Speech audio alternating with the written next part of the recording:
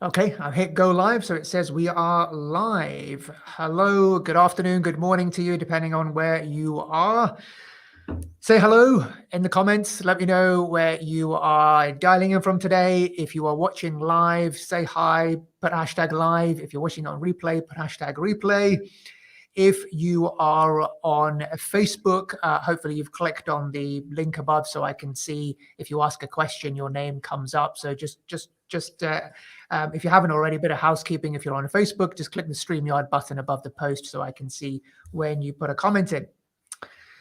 But yes, so today is, I'm very pleased to have with me someone who is a legend in the accounting profession, Ron Baker. Hello there, Ron. Hey, Riza, how's it going? Very well, thank you. Very well. So today's title is all about the timesheets, and we were just chatting a few minutes before we went live, and Ron cannot believe we are still having this debate a good 3 decades on from when he first started to talk about this, to get rid of it in his firm, and to educate the profession on why they are not necessary. But lo and behold, they still exist. Lots of firms are still using them. And today is an opportunity for you to ask any questions. If you still firmly believe they have a place in the accounting or legal profession, please do put your comments in, put your questions in. This is a time where you can have your question answered. We can dispel some myths. We can perhaps enlighten thinking. We can get people to debate these issues, because at the end of the day, what's most important is that we deliver the best client service. And if we all have that common goal, how we do it is, part and parcel of what we're going to discuss today, and what are the kind of the factors and the foundations needed to truly say that we are a client-focused firm. So, just a brief introduction on Ron, albeit probably not necessary. But let me see who's coming in. So if you're here, I just want to see that you can hear us loud and clear.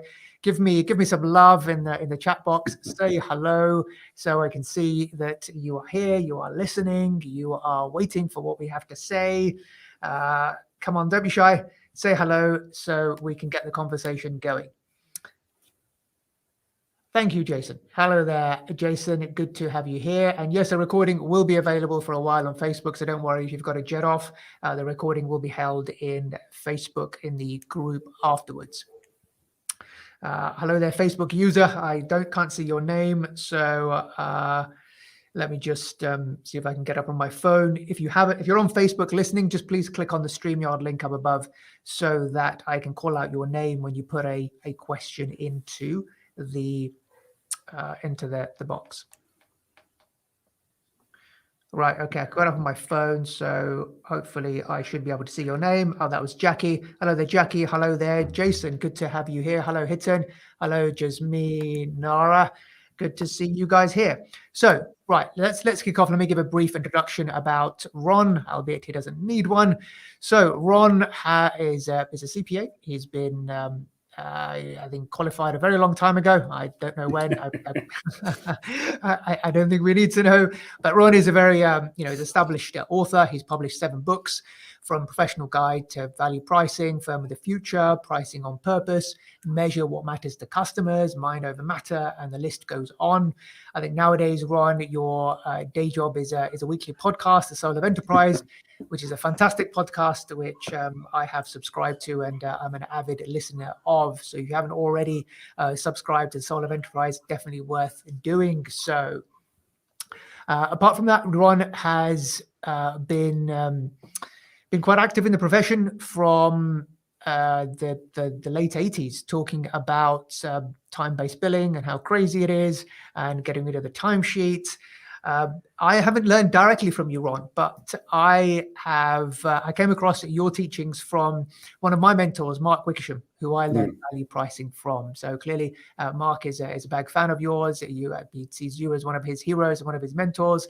So your teachings have kind of drip fed down to the likes of us who weren't around when you were first doing those boot camps in the late 80s, early 90s. Have I given your introduction justice, Ron? I probably have. Oh yes. Oh yeah. Yeah. My bio bores me, so that's fine.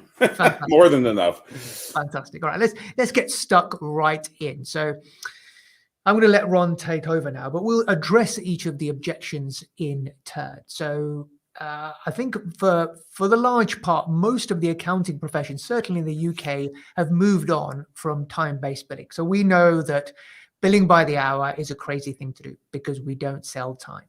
But there are still many firms, many parts of the profession who are holding onto the timesheets because some of the reasons they give is that how can they measure profitability otherwise?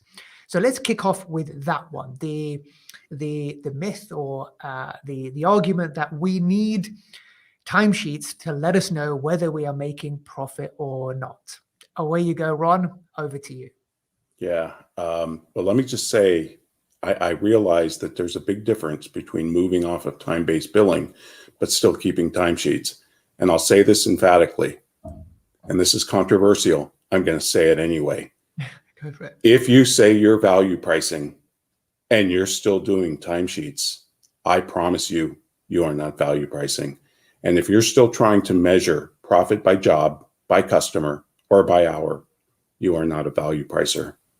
Because that's not how value pricers look at the world.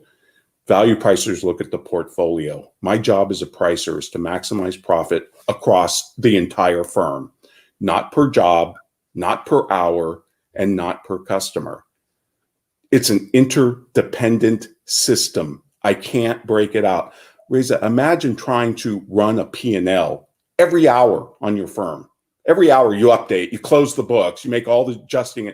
It's insane. It's like trying to diet, weighing yourself every 5 minutes. It's not going to be helpful. And so I think, and this is the cost accounting mindset, and this took me a long time because as you said, I'm a recovering CPA, but I started my life in a Big 8 accounting firm, and I also took an enormous amount of cost accounting courses, and I also worked as a cost accounting person, did a lot of projects based on cost accounting, thought I had the answers to everything. Cost accounting can help you with pricing. It can help you with profitability. Nothing could be further from the truth, as I've learned. And this is kind of a deep topic, but the problem with looking at profit per job, per customer, per hour is this. Customers don't have costs. Firms do. And trying to assign those costs to one customer an hour at a time is completely arbitrary, and it is totally dependent upon which cost accounting method you select. So if I select full absorption costing or standard costing or marginal costing or activity-based costing or lean costing, I'm going to get 6 different answers for what an hour of time costs. How can that be? You know, as the Siegel's, there's a law called Siegel's law that says a man with 1 watch is certain of the time. A man with 2 never is. And that's what's going on. Cost accounting is not accurate. And we think it is because, you know, we can carry it out to 2 decimal places. But what matters is profit across the entire portfolio. And as a pricer, the one thing that I'm most interested in as a pricer is, did I leave money on the table?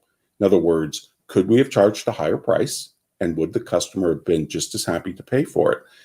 Cost accounting can't answer that question. Financial statements can't answer that question. GAAP can't answer that question. The only thing that can answer that question is to get better and better at pricing, not better and better at cost accounting.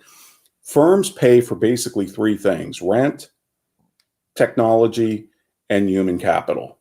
And irrespective of how those resources are utilized, your costs are the same. So to divide up those costs and try and figure out how much of our paper towels should be allocated to this customer, how much of our rent should be allocated to this, it's nonsensical.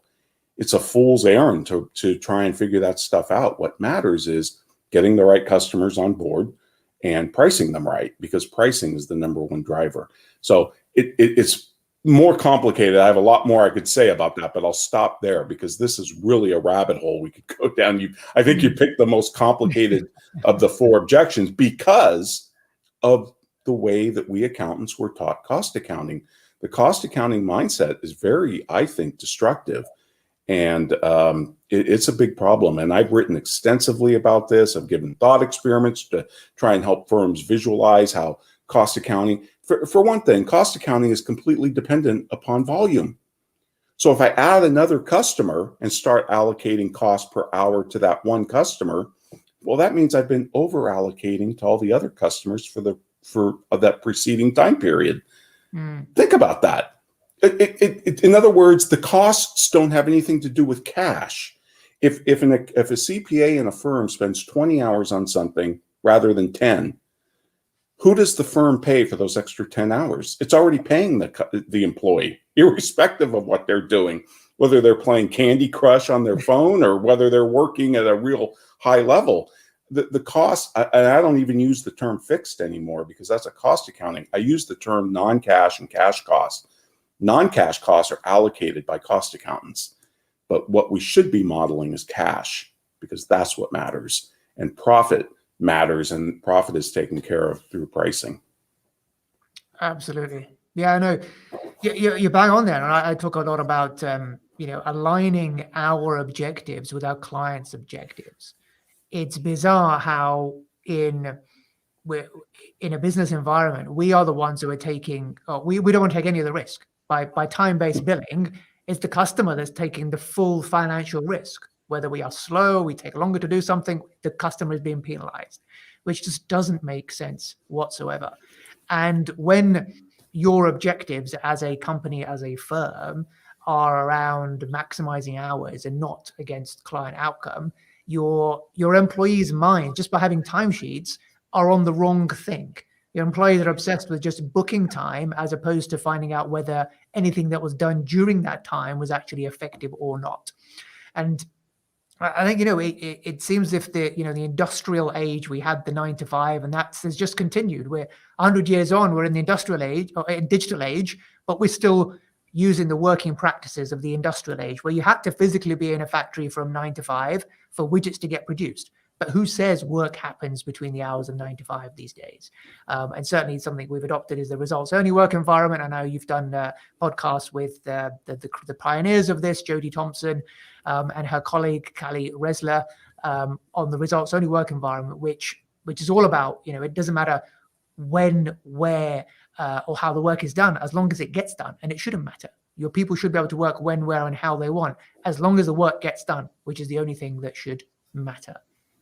Right. Yeah, just on that, the timesheet came out of, like you say, the Industrial Revolution, but in particular, one guy, a guy named Frederick Winslow Taylor, who was the father of scientific management. And anytime you have to qualify, anytime science is qualified, it's not science. Scientific management was a massive fraud. But this is the guy that did time and motion studies inside steel companies and tried to figure out the best way to move iron and, shovel things into the blast furnaces. And that's where the timesheet grew up. That because he started measuring inputs, the time, the labor, the activities, the efforts. And what matters is the results and the outcomes. And like you said, and I couldn't agree more, if you're doing a timesheet, what do you think you're selling? Your mind is mired in the mentality that you sell time. And no customer buys time. It's the wrong metric. To measure the effort that a knowledge worker puts into something is the equivalent of taking a ruler and plunging it into the oven to determine its temperature. It's the wrong measuring stick. What you need to measure is the outcome. What you need to measure is the accountability. We need to move from realization and utilization to accountability, holding people accountable for doing the work that they promised by the deadline that they promised to the customer. And you also said this at the start, and I just wanted to reiterate, I got into this whole value pricing thing in 1989 when there was no books on it, nobody on the circuit talking about it, nothing. And the only reason I wanted to do value pricing in my firm wasn't because of the marketing issue and the economic issues that I talk about today, but because it was a better customer experience. I moved into this because I was studying companies like Disney and Lexus, and I was looking at world-class, back then, service organizations, they were called, or total quality service, and I wanted to emulate that. And I knew that the billable hour was a lousy, rotten client or customer experience. And I wanted to change that. I wanted to up my game. And to this day, it's still a lousy, rotten client experience to bill somebody like by the hour for all the reasons you said about transferring risk and all of that. But think about it.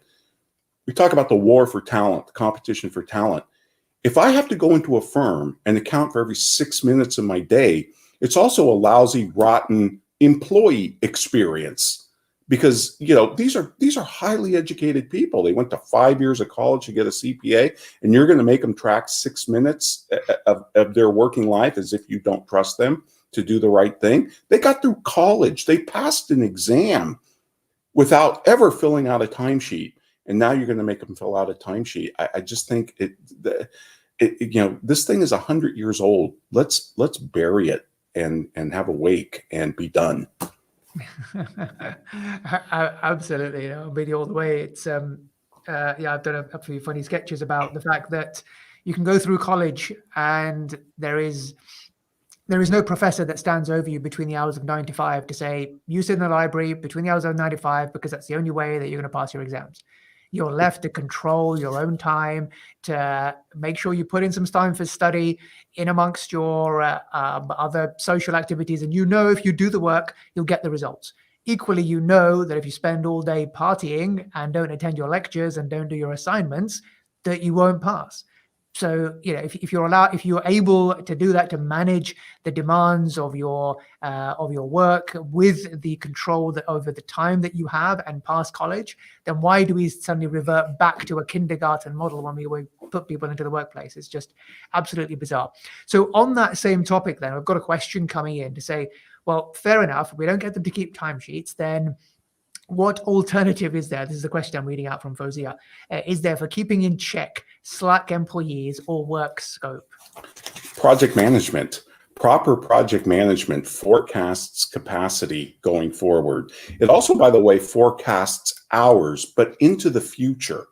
I have no problem forecasting time into the future.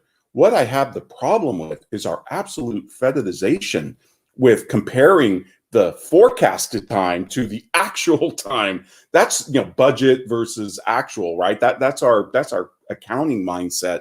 It doesn't matter to a project manager. What matters is not effort, not the amount of time that you need to put into something, but the duration. So a classic example of this is I give an employee a file and I say, I think this should take you roughly a day, whether you want to say 8 hours, 1 full day, whatever. Okay, this should take 8 hours. Now, whether that person spends 4 hours on it, whether they spend 10, 12, 14, or 20 hours on it, or 10 hours. And by the way, most likely they're going to spend 10, at least that's what they're going to record on their timesheet. So timesheets are a pack of lies too. Anybody who thinks timesheets are true is absolutely kidding themselves. And as Richard Feynman said, the easiest person to fool is yourself, because we've all lied on timesheets. We ask audiences this all the time. Ed Kless calls it the nuclear question. How many of you have ever recorded on a timesheet something you thought your boss wanted to hear rather than what actually happened? Every hand goes up. We all done it. It's just it. So why we think these things are so accurate. But back to the 8-hour example. No matter how long it takes you, whether it's 4 to 20 hours, what matters to the project manager is not the amount of time that 8-hour file took you. It's almost irrelevant. What keeps the project manager awake is duration. Why'd that file sit in the firm for 3 weeks when it only needed 1 day of work? That's the bottleneck. And that's what project managers care about. They don't care about the duration so much. They care about the bottlenecks. And the way you catch a Slack employee is they're not hitting their turnaround time. It's the same way FedEx tracks their drivers. When I hire FedEx to deliver a package to me, what matters to me as the customer, which is, by the way, what we should be measuring, is whether that package drops on my door at 8:30 or 10:30, whatever time it's scheduled. Now, the driver is going to have an on-time score, and that's what we should be doing. So when we assign something to somebody, sure, we can project hours. We can say, well, yeah, we think this will take you roughly a day. But what's more important is to give them a deadline. And as somebody who's written 7 books, I can tell you that if the publisher didn't give me a deadline for the manuscript, which by the way, I never met one of them, but it would have been a lot worse if I didn't have that deadline. So what you track is project management and turnaround time. And that's how you can find out if somebody's slipping. Now, look, this still puts the onus on the firm, because if I say to you, I think this should take you a day, and you spend 20 hours on it, well, there could be a million reasons for that. It could be because I've given you something you've never done before, so you've got this really steep learning curve. It could be I've given you something that you don't have any education or training for, which is my fault for not properly preparing you to do the work I ask you to do. It could be because you have an alcohol problem. It could be because you're having trouble at home. It could be a million reasons. And you know what? The timesheet provides no context for any of them. I just look at a number and say, wow, you went 3 times over budget. You're an idiot. And it totally devaluing the knowledge worker, totally, destroying their morale. And what's worse, the worst sin about the timesheet is it doesn't help you improve future performance. So I berate you for going 3 times over budget, but I don't give you a damn clue on how to improve going forward. That's a sin, and it's a sin of management and leadership. And it's a sin of the tool. We're using the wrong tool because it measures the wrong thing. No, absolutely. And this is probably a good time to come in with the alternative. And I know you share something that we can learn from the Army on this as to the alternative of actually putting something else in place, because, accountants, they love their systems. They need to have a system. If it's not a timesheet, then what else is it, to actually know whether the scope creep has occurred and how to address it. So how do you answer that one, Ron? Yeah, the scope creep. I mean, if you have scope creep, the problem with scope creep is you got to catch it before you do the work. Just like if you took your car to a mechanic and he said, okay, you need a tune-up, it's going to be $400. And then if the staff mechanic goes out there, starts working on the tune-up and goes, oh, look at that, the brakes are shot. They don't balance. So they fixes the brakes. Well, you show up at the shop and now you have the tune-up and the brakes.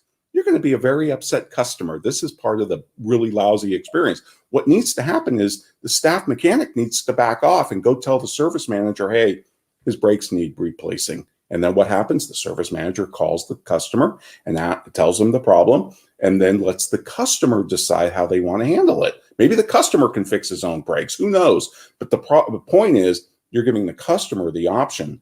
And so when you see scope creep, and it's usually the team members who see scope creep because they're at the coalface, they need to back off and go report it to the partner, the manager, who's ever in charge of the pricing. And in some firms, the team member can have the change request conversation.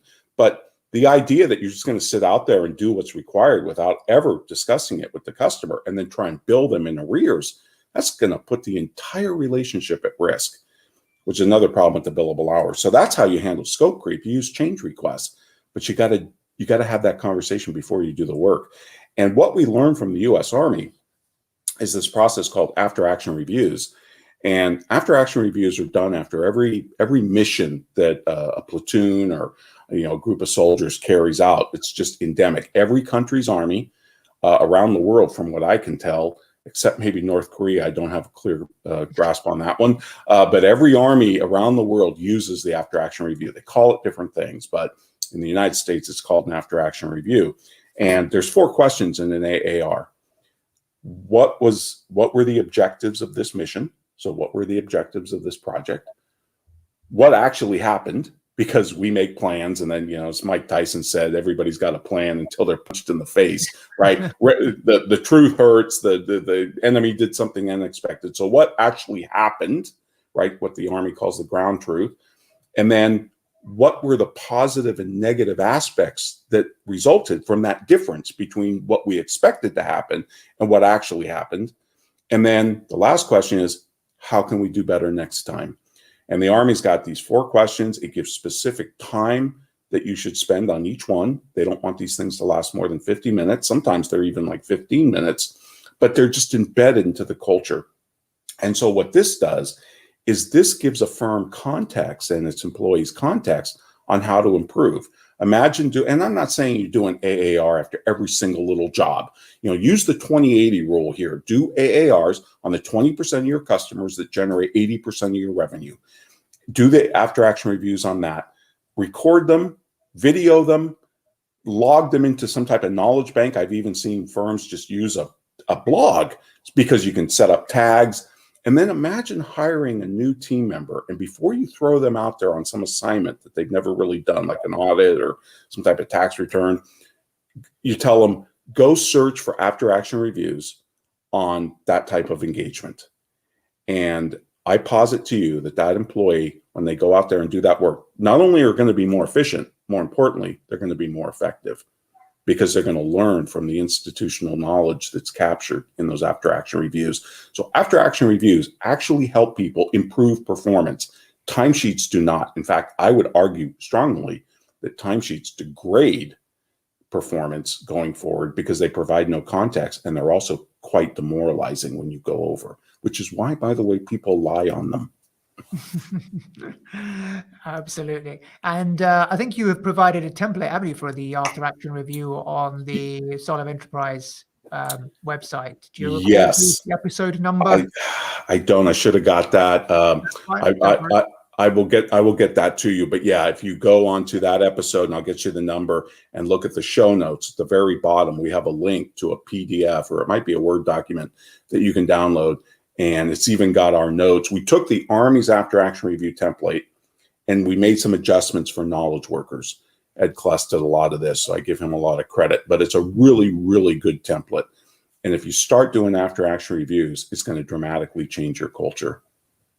Absolutely. Yeah, no, I echo that. We've done a similar thing in our practice as well. And I think you made a good point about, efficiency and effectiveness. We want our people to be effective.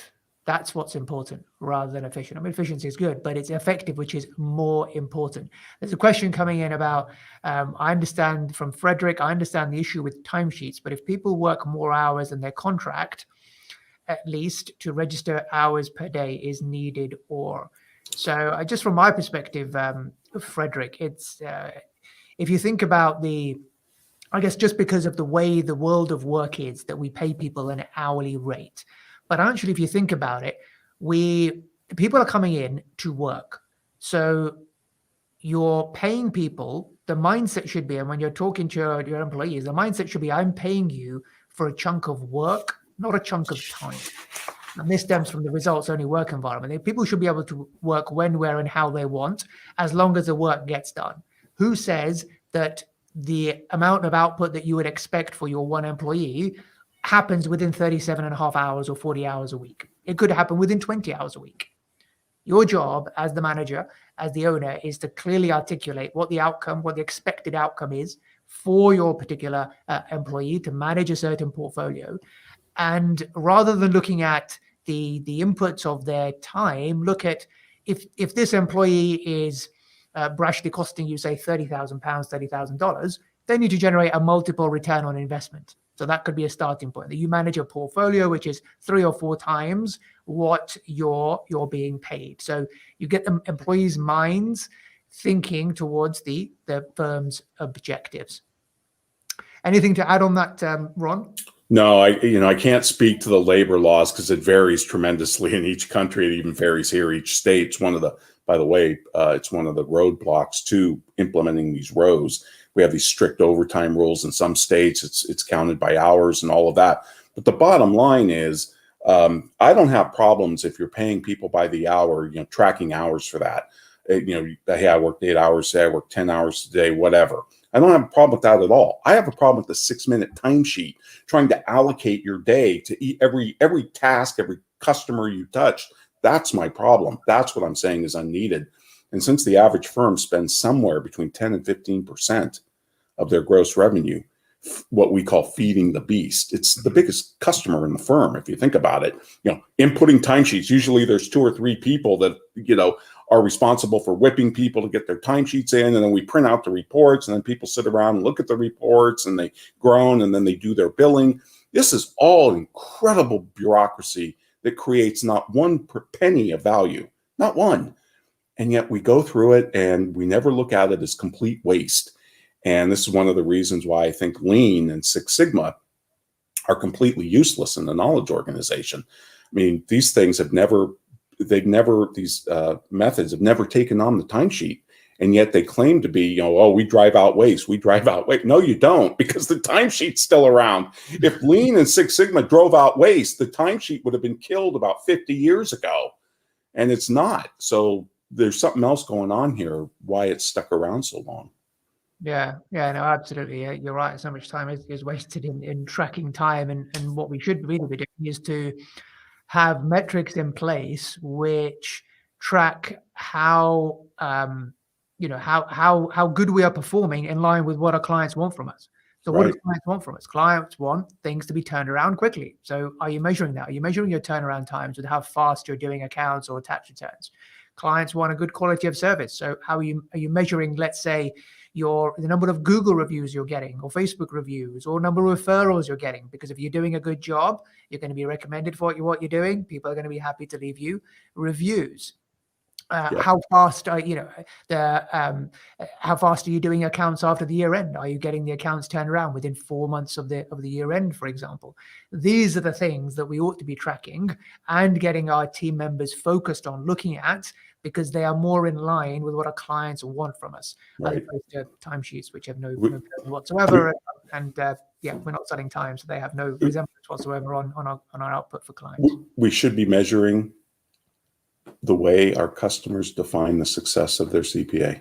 That's what we need to be measuring. And it's turnaround time. When did I get my stuff? Access to them? Are they good customer service? Do they get back to me? Do they reply to my emails or my texts, or all of those things? And we can manage those expectations within certain bands. You can sign up for different plans that have different turnaround time and how fast we'll get back to you. And can you email us on the weekend? And you have my cell phone number and all of that. But the bottom line is, we're a relationship business. And this is the other thing that drives me absolutely crazy about the timesheet. I think we pay lip service to being a relationship business, because in a relationship, relationships, only two things are going on. They're either strengthening or they're dying. That's it. That's the only two things that can happen to a relationship over a span of time. And you can't strengthen, let alone build, relationships by looking at clocks. If you're in a relationship, that means you invest the time. If somebody's going through a difficult time and you have to provide more hand-holding and just a friendly ear to listen to, I think we're financial psychiatrists. We should put couches in our offices, and sometimes we have to, help our customers through really strenuous times. And I've seen that a lot with the COVID pandemic, as I'm sure you have. And, the billable hour mindset is, well, geez, we have to make a profit on that. Give me a break. You're here to serve these people. You're privileged to serve them. It's a relationship. And just like nobody defines their success of their relationship or their marriage by saying we have an efficient marriage. You can be efficient with things. I have no problem with efficiency when it comes to software and apps and all of this kind of stuff. But when it comes to humans, you have to be effective.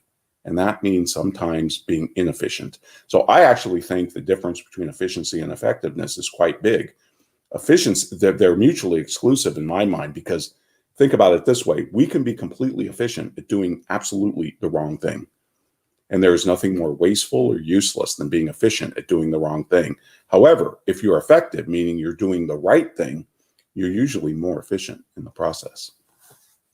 Absolutely. And in a day and age where technology is all around us, the requirement for us to innovate, to keep growing, is more important than ever. But innovation in itself is inefficient. Yep. So in order to efficiency and innovation, what's innovation? Innovation is kind of, trying something, it doesn't work. Okay, we'll try something else. So by its nature, innovation is inefficient. So I think you're bang on when you said our goal is to be effective at all levels, and that helps the relationship. And that's precisely, by the way, why Google gives their people 20% time to work on whatever floats their boat, whatever excites them. We try and tell CPA firms they should do the same thing. Give your people 1 day a week to, write a book, or, learn how to public speak, or learn the piano. And that would be 8 hours times 50. And they start doing the math, and well, that's ridiculous. Yeah, but see, if you don't do that, you'll never get any new products. Like Google Mail and Google Earth and all the things that have come out of that 20% time. It's one of the reasons why I believe our profession lacks innovation and creativity is because of the way we measure time. Yeah. It's soul sucking. You can't be creative if you're staring at a full calendar and a 8-hour quota every day of billable hours. Absolutely. Absolutely.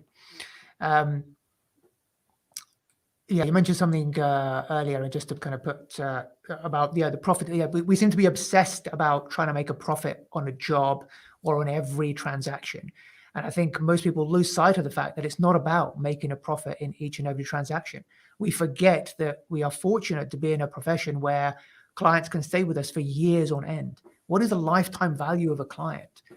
And if we truly appreciate the lifetime value of a client to this and what that could mean, not just in terms of, the revenue over that time, but also the ability to get recommendations from those clients, how much extra is that worth? So if a client has a particular problem at some point in time, hear them out. Don't charge them extra for them to pick up the phone, to call you or to email you. It will average itself out over time. You need to be available for your clients, for them to pick up the phone to you. If you believe that you are the trusted advisor that you say you are, but then you're putting them off from picking up the phone to you because they're going to get invoiced, then you're not really a trusted advisor. You want to be the first person to pick up the phone to, without issue, without fear of getting a bill, just because you are the person that can help them solve their problems. And that's what we're here for. We're here to solve problems.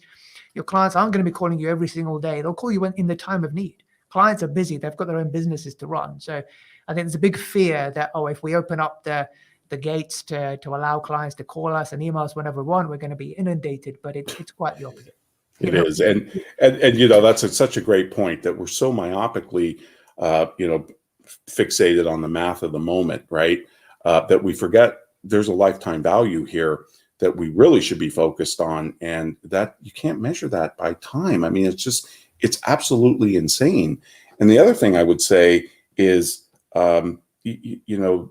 yes, I realize that our profession solves problems, and that's a big part of what we do, but I don't think it's the only thing that we do. I'm actually much more intrigued when I can help somebody pursue their opportunities or pursue their goals or their dreams. And we play a big part in that as well. We help customers retire sooner. We help them grow their businesses. We help them, leave their legacy, right, through estate planning, if your firm does that.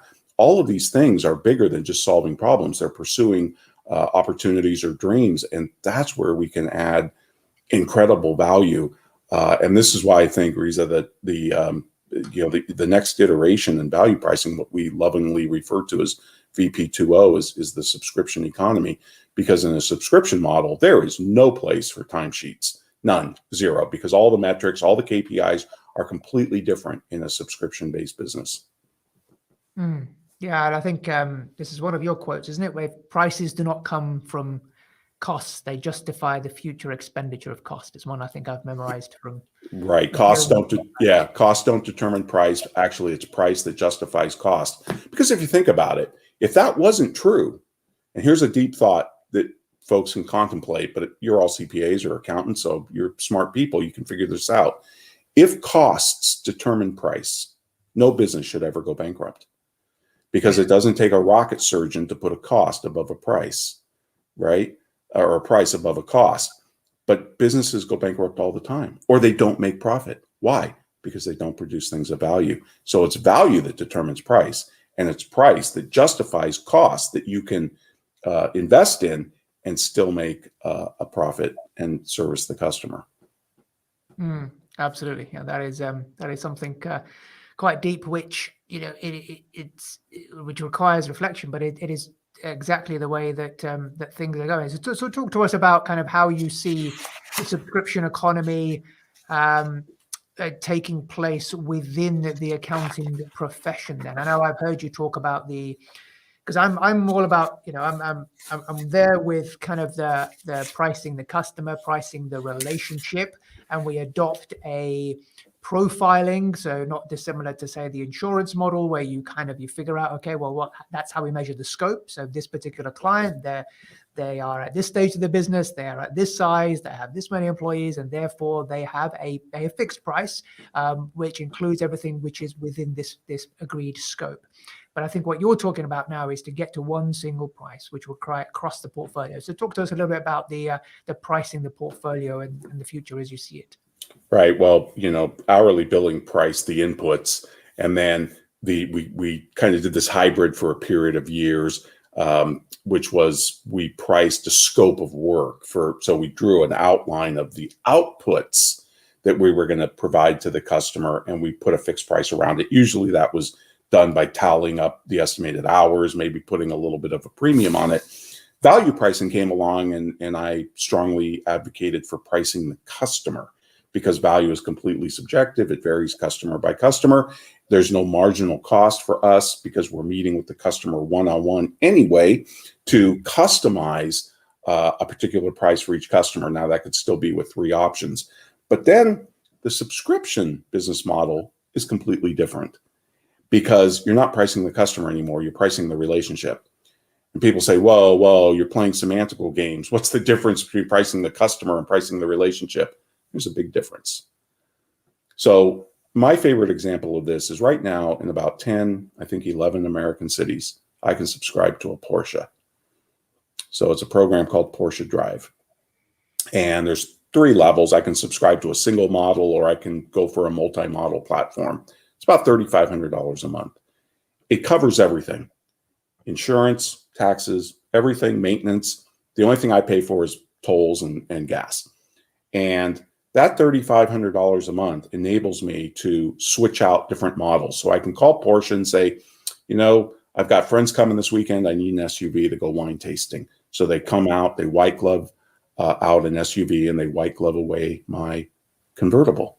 And then after I'm done with the weekend, I can get the convertible back. And they'll do that unlimited. I can switch out unlimited. I could call them every day and get a new Porsche to drive every day. And people say, well, how's that different from buying a Porsche or buying or leasing? Because it's not tied to an automobile. You have a direct relationship with Porsche. It's a one-on-one relationship with the manufacturer, not the dealer. Porsche, the company. It's a direct relationship. Now, Porsche, the company, has all that data about where I drive, where I go, what I like, what I don't, all of these things. That's what makes subscription different. It's a direct relationship with the customer. There's no intermediary. And that's phenomenally valuable, because Porsche's been doing this now for about 2 years. 80% of the people that have signed up for this program are new to the brand. Because Porsche has a problem, just like Harley Davidson and BMW, some of these other luxury cars. Their customers are dying. Let's face it, they need a younger demographic, and they're getting it through this. And my question to people is, once I subscribe to that Porsche and I stay for 6 months, maybe a year, what am I going to be driving the rest of my life? Absolutely. How much is that worth to Porsche? Like you were saying about lifetime value, the subscription business model is different than value pricing because it monetizes that lifetime value. You probably saw the report of Jeff Bezos investing $300 million into an accounting firm called Pilot. Did you see that report? Yeah. That accounting firm has a $1.2 billion valuation. Wow. On a 1x multiple, that makes it the 8th largest firm in the United States. There's no way you're going to get that level of multiple with a value pricing firm, certainly not with an hourly billing firm where you might get 1x revenue when you sell it. A value pricing firm I've seen as high as 3, maybe 3.5 times. Subscription could get you 7, 8, 10 times. And I think Pilot is even higher than that. Absolutely. Because they have that annual recurring revenue. Yeah, no, definitely. It's the way the world is going. I mean, anyone listening will if you only just looked at your bank account to see how many subscriptions are going out for things these days, they quickly, this is the way the world is going. We no longer need to own something physically. We're quite happy just to subscribe to it. And I know when you first mentioned about Porsche on one of your podcasts, I went straight to the website to see whether it was available in the UK. but it isn't at the moment because it's exactly the kind of thing that would be really attractive. I've always leased my cars because I just don't like the headache of having to own something and to maintain it and all that kind of stuff. So, the Porsche model would be fantastic.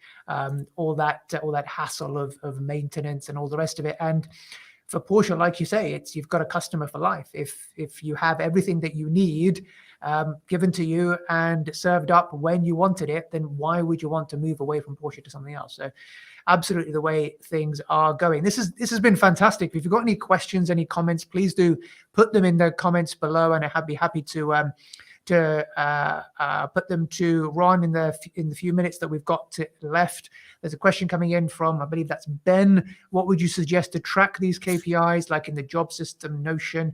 And would the team member record this themselves or something management would do? This is probably more of a specific question. From our perspective, Ben, we use, you could use your practice management system to do that. You could create your own flip chart to do that. The idea really is to kind of pick the 3 or 4 key metrics which are important, and then have them updated on a regular basis to get your team members' minds focused on what is truly important. It's not the clocking of hours. It's actually the outputs which have direct relevance and give value to your clients.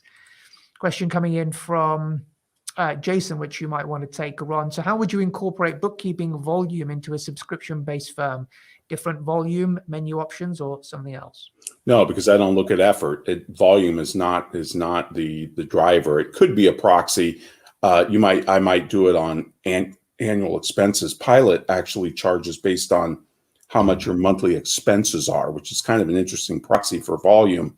But I think you could do it based upon, and this is going to vary tremendously, so it's hard to give generic advice. It's going to vary by firm, but I would do it based upon what you're covering and what you're not covering. So you might have just a bookkeeping option. You might have bookkeeping plus tax. You might have bookkeeping, tax, and advisory. Again, it depends on what your firm offers. But stop trying to tie effort to your price. That's the whole problem with the billable hour. That's what we're trying to move away from. And the other thing that you need to consider in a subscription model, and this is huge, is peace of mind and convenience and frictionless. Because, hey, whatever happens to that customer, you're covered. If you hire 10 more employees and our payroll goes up, or you have more bank accounts, or you're growing, things are happening, fine, you're covered, because our prices are 3 or 4 times higher than our price, even under value pricing. And therefore, we have the capacity to cover you. So you have fewer customers in a subscription-based model, much higher prices, multiples of 3 to 5, your average price now, but you always have capacity to help your customers. And that's really key, because think about it. If you have a dentist and you have a toothache, the last thing you want to hear is, well, yeah, we can fit you in, Ron, come down in 3 weeks. No, you want your dentist to always have slack in the system. And we don't. A lot of firms don't have any slack. They run at 100% realization or capacity. And that's just crazy. Not only will that burn out your knowledge workers, but you won't have any slack in the system capacity to handle those last minute high value items that you can deliver your customer and give them that peace of mind. I don't think we pay enough attention. We underinvest in and we underprice peace of mind, convenience, and frictionless. And there's still an amount of bureaucracy with value pricing, and you have to have an annual value conversation. You have to rediscuss what's going on. And if a subscription model just says, no, hey, if we're capable of doing it, you're covered. And if we can't do it, we'll find somebody in our network who can, and we'll quarterback that relationship. It's a peace of mind, convenience, and insurance model. It has nothing to do with, it's not tied to a transaction. It's tied to the relationship. And that's why relationship and customer are completely different ideas under this model. Yeah, absolutely. Yeah, no, I totally agree on the point about having capacity for your best clients. Just like, the hotels would have capacity for their best clients. They always have the VIP suites, the presidential suites. They are always available, and they're priced accordingly, because someone is out there prepared to pay for the value that they get, to have their own butler on hand 24/7, to be able to have the size of the suite. So Yeah, most accounting firms are full to the brim. They can't handle the capacity, but this is why you need to create the capacity. And the capacity comes through pricing better, pricing the value, so that you always leave capacity for those ideal clients that are out there who come knocking on your door. The last thing you want is to have to turn an ideal client away because you can't actually service them in the way you want to. We have it backwards. We tend to put revenue before capacity. The only way that we'll hire somebody new is if we're busting at the seams. And that's wrong. You should always have slack capacity. I think firms should run at no greater than 60 or 70% capacity, especially in the subscription model. And I see a question here from Frederick about bookkeeping services. If the rate is fixed, it's monthly, that's subscription. No, that's wrong, Frederick. This is a big misconception that I take a fixed price, divide it by 12, and I'm on the subscription business model. Subscription is not a pricing method. It's a business model change. And a business model change, the pricing changes and what you measure changes. Subscription has a completely different looking income statement. Its income statement looks different. It rolls annual recurring revenue forward. It's forward directed, not backwards looking. All the KPIs in the subscription company are different. And it's not just about taking a fixed price and dividing it by 12. You've got to factor in insurance and the portfolio. That's why we say the subscription model prices the relationship and the portfolio. And that's where I'm getting this 3 to 5 times multiple on your average price now, because you're offering that, hey, no matter what happens, you're audited, whatever, you're covered. You're covered. So that's why it's different and more valuable to the customer, I think. Just like Porsche. I can get any car I want, and I have none of the albatross of ownership. They've removed it. They've made it frictionless. That's incredibly valuable. Absolutely. Ron, I think we're coming to the end now, so let's kind of wrap up. If there's any final questions, feel free to put them in. If we can't take them now, then hopefully we'll be able to answer them afterwards on LinkedIn or wherever you put them. So Ron, just to summarize then, so going back to kind of the title of this session, timesheets are the wrong measuring tool and how to replace them. So if you can give us a nice a summary in 60 seconds of that for the audience, that would be fab. Yeah, I think a big thing with this is, look, McKinsey and Bain and Company no longer do timesheets. Now, if they can do it, CPA profession can do it, because we're smart people too.